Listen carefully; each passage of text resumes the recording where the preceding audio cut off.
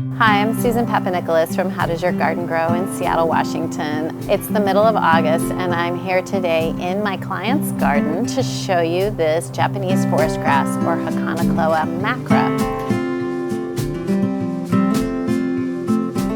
This particular one is Hakonechloa macra Aureola, which is one of the most common ones that I see in people's gardens.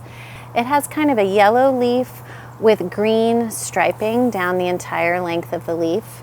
Other versions are Albostriata, which is a little bit more green and white, or all gold, which is a plain yellow leaf without the green striping on it.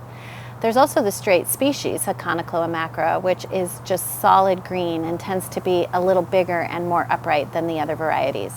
I really love using Japanese forest grass in the shade in the garden. It looks good all summer long. It's so lush and soft, and it kind of grows in a way I can only describe it as a whoosh.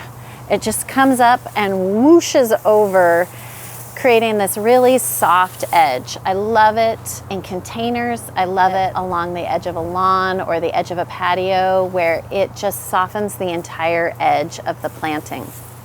I also really like using this grass where it can contrast with bold foliage.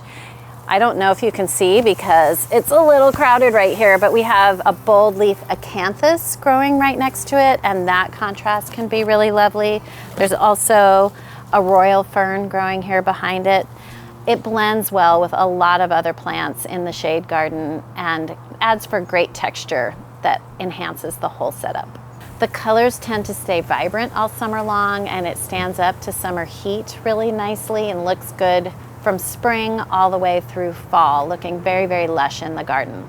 It does need summer irrigation to keep looking that good, but it holds up well to a lot of different growing conditions. Then in the fall and winter, it will turn to straw. The leaves turn kind of a buff straw color.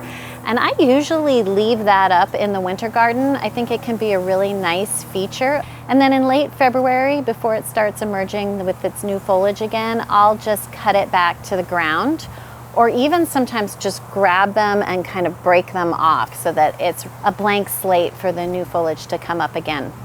It's a great grass for the edges of the garden, great for adding softness to the border, and great for adding beautiful, vibrant colors that last all summer long.